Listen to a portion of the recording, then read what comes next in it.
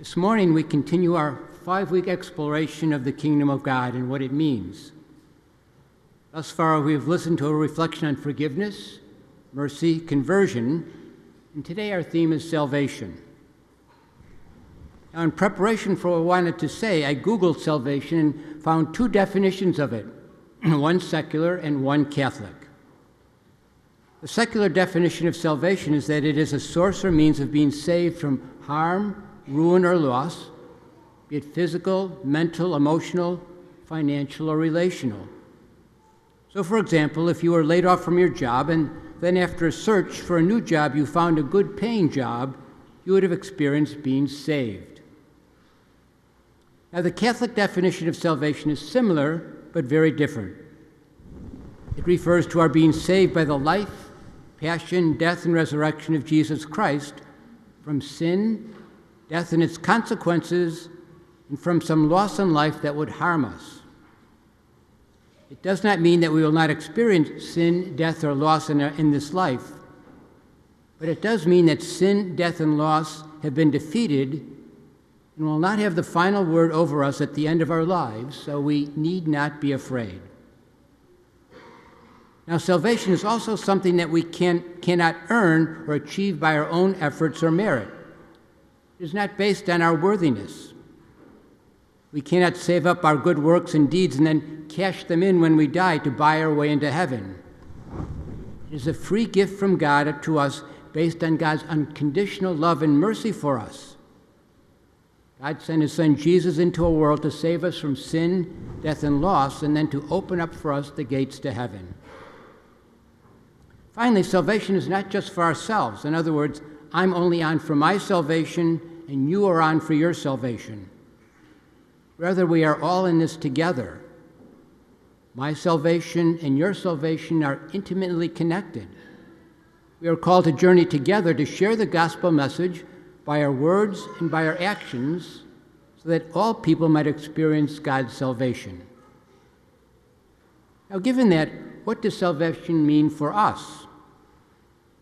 There's a theme we find in the New Testament that states that when we are saved from something, from sin, death, loss, or from anything that might harm us physically, mentally, emotionally, or spiritually, we are saved for something. We are saved for lives of greater love of God and service to others. We can't just say, thanks God for saving me, and then go about the business of our lives. Rather, we thank God when we gather here at Mass for the gift of salvation, and then when we leave, we hear these words, go in the peace of Christ to glorify God by your lives.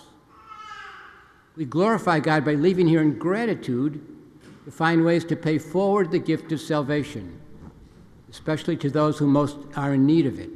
In other words, the gift you have received, the gift of salvation, give as gift to others. I want to link this to our gospel today. And the point I want to make is that God never calls us to some form of ministry or service without fully equipping us to put into practice that ministry or service. In our gospel letter, we just heard that the vineyard was fully equipped to produce a bountiful harvest of grapes. Applying this to ourselves, God, the landowner of the vineyard of our lives, calls each of us to a specific way of serving Him and gives each of us a unique set of talents and gifts that will allow us to produce a bountiful harvest of faith, hope, and love, to live out the commandment of love, and then to share our own experience of salvation with others. I can relate to this out of my own experience of becoming a priest. Over the course of 12 years of seminary training, I can remember thinking many times that I didn't have the skill set I needed to be a good priest. To be a preacher, in other words, to stand up in front of you and give a homily, a teacher, a celebrant of the Eucharist and other sacraments of the Church, a pastor, especially an administrator, and all the other things that are part of the life of a good priest.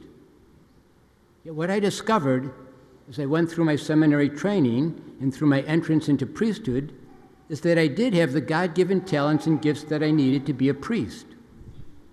Over time, with training and experience, I realized that God had fully equipped me to be a priest who could do the work of ministry.